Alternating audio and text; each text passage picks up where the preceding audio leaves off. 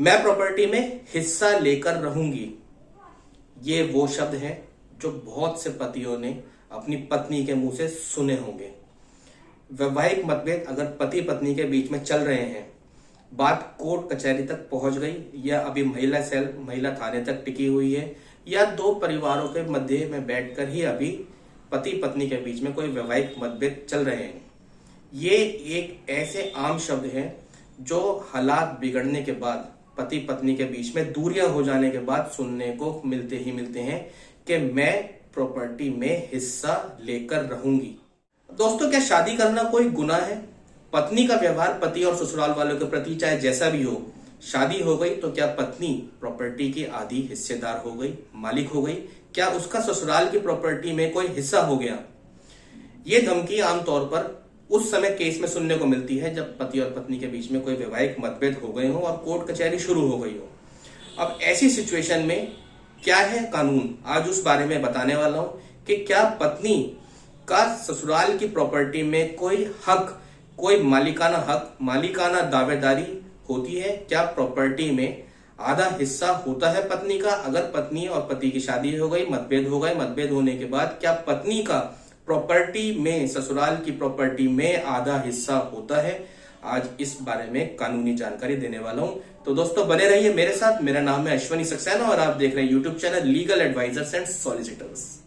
अब होता क्या है कि ऐसे मामलों में सबसे पहले सास ससुर अपने लड़के को ही अपनी जायदाद से बेदखल कर देते हैं।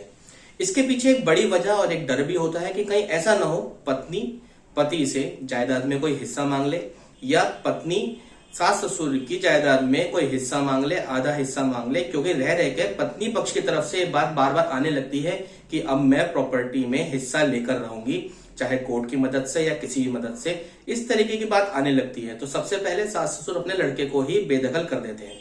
अब देखिए, ऐसी सिचुएशन में इतना घबराने की, इतना विचलित होने की डर नहीं होता, इतना घबराने की कोई बात नहीं होती, क्योंकि कानून चाहे पति पक्ष हो चाहे पत्नी पक्ष हो, दोनों को बराबर का संरक्षण देती है।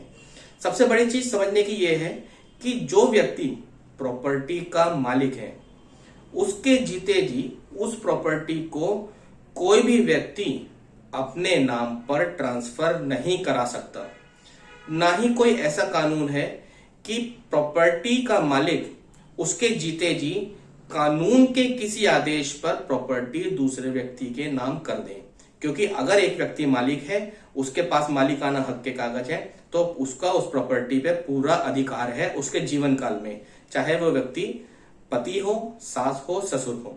कोई भी उस व्यक्ति की प्रॉपर्टी उसके जीवन काल में किसी भी आदेश के जरिए दूसरे व्यक्ति के नाम नहीं करा सकता। तो ये बात कि पत्नी जो बार बार इस बात को कहती है कि अब तो मैं प्रॉपर्टी में आधा हिस्सा लेके रहूंगी, इस बात से इतना ज्यादा घबराने की जरूरत या विचलित होने की जरूरत नहीं होती।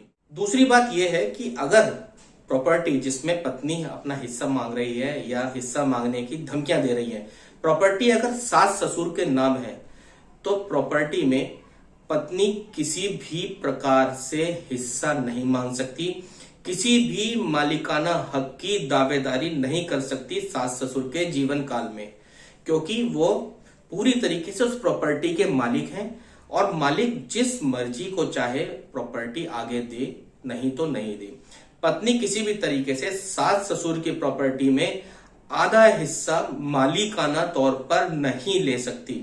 हाँ, लेकिन अगर पत्नी चाहे तो ज्यादा से ज्यादा उस प्रॉपर्टी में रहने का अधिकार मांग सकती है, सिर्फ और सिर्फ रहने का अधिकार, क्योंकि वो भी इस बात पर कि पत्नी शादी के बाद उस घर में एज अ वाइफ गई थी।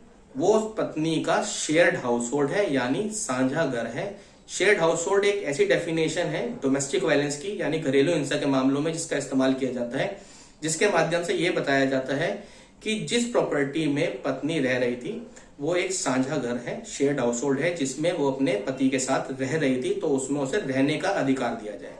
तो प्रॉपर्टी में पत्नी सिर्फ और सिर्फ रहने का अधिकार ही मांग सकती है, प्रॉपर्टी में मालिकाना हक का अधिकार पत्नी नहीं मांग सकती। इसके अलावा अगर प्रॉपर्टी पति के नाम पर भी है, तो भी पत्नी पति के जीवन काल में उस प्रॉपर्टी का आधा हिस्सा मालिकाना तौर पर नहीं मांग सकती। भले ही प्रॉपर्टी पति की है, पति उसका मालिक है, पति के जीवन काल में पत्नी इस बात का आदेश नहीं ले सकती कि पति उस प्रॉपर्टी का आधा हिस्सा अपनी पत्नी के नाम पर बतौर मालिक कर दे, प्रॉपर्टी का आधा हिस्सा प्रॉपर्टी को पत्नी को दे दे। क्योंकि जब तक पति जीवित है, पति के नाम पे अगर प्रॉपर्टी है वो पूर्ण रूप से उसका मालिक है, वो आगे जिस मर्जी को चाहे उस प्रॉपर्टी को ट्रांसफर कर सकता है। पत्नी के पास ज्यादा से ज्यादा घर के अंदर रहने का अधिकार मांगने की परमिशन होती है। कोर्ट से अगर दरखास्त लगाकर पत्नी ज्यादा से ज्यादा उस प्रॉपर्टी में रहने का अधिकार मांग सकती है। और रहने का अधिकार और प्रॉपर्टी में मालिकाना अधिकार, इन दोनों चीज में जमीन आसमान का फर्क होता है। मालिकाना अधिकार का मतलब होता है कि अब प्रॉपर्टी की मालिक पत्नी बन गई। रहने का अधिकार होता है, उसका मतलब यह होता है कि प्रॉपर्टी में जिसकी भी वो प्रॉपर्टी है उसने अपनी इच्छा से पत्नी को उसमें सिर्फ और सिर्फ रहने का अधिकार दिया है, लेकिन पत्नी का कोई मालिकाना हक नहीं है। तो अगर आपका कोर्ट में कोई केस चल रहा है, कोई मैट्रिमोनियल डिस्प्यूट चल रहा है, मियां बीवी के बीच में कोई वैवाहिक मतभेद चल रहा है, कोई कानूनी कार्रवाई चल रही है, और उस कानूनी कार्रवाई में कोर्ट केस में अगर पत्नी प्रॉपर्टी में आधा हिस्सा मांग रही है या इस बात की धमकियां सामने से आ रही हैं कि मैं तो प्रॉपर्टी में आधा हिस्सा लेकर रहूंगी, सास ससुर की प्रॉपर्टी में आधा हिस्सा लेके रहूंगी, या ससुराल की प्रॉपर्टी में आधा हिस्सा लेके रहूंगी, इस तरीके की कोई भी धमकी अगर सामने आ रही है तो घबराने की बिल्कुल जरूरत नहीं है। पत्नी ज्यादा से ज्यादा उस प्रॉपर्टी में रहने का अधिकार मांग सकती है, लेकिन उस प्रॉपर्टी का मालिक बनने का अधिकार पत्नी को नहीं है, क्योंकि वो प्रॉपर्टी जिस भी व्यक्ति के नाम पे है, चाहे वो सास ससुर के नाम पे हो, चाहे वो पति के नाम पे हो, वो उस प्रॉपर्टी के पूर्ण रूप से मालिक होते हैं और वो जिस मर्जी को चाहे उस प्रॉपर्टी को आगे ट्रांसफर कर सकते हैं। इसलिए पत्नी उस प्रॉपर्टी में किसी भी तरीके की मालिकाना हक की दावेदारी नहीं कर सकती। उम्मीद करता हूं वीडियो आपको पसंद आई, वीडियो के माध्यम से मनचाही जानकारी मिली है। अगर वीडियो पसंद आई तो लाइक शेयर एंड कमेंट कर दें, चैनल को सब्सक्राइब कर दें और बेल आइकन को दबाना ना भूलें, जिससे हमारी वीडियो की नोटिफिकेशन आप व्यूअर्स तक पहुंचती रहे। आपका कोई सवाल है, आपकी कोई क्वेरी है, आप हमें कमेंट सेक्शन में लिखें। आप इस टॉपिक से जुड़ी कोई भी और जानकारी चाहते हैं तो आप हमें कमेंट सेक्शन में लिखें, आपकी बातों का जवाब देने की पूरी कोशिश की जाएगी।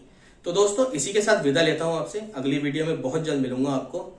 मस्त रहें, स्वस्थ रहें, हंसते रहें, मुस्कुराते रहें। आप हैं तो हम हैं, इसलिए स्टे सेफ, स्टे अलर्ट। आपका दिन शुभ हो।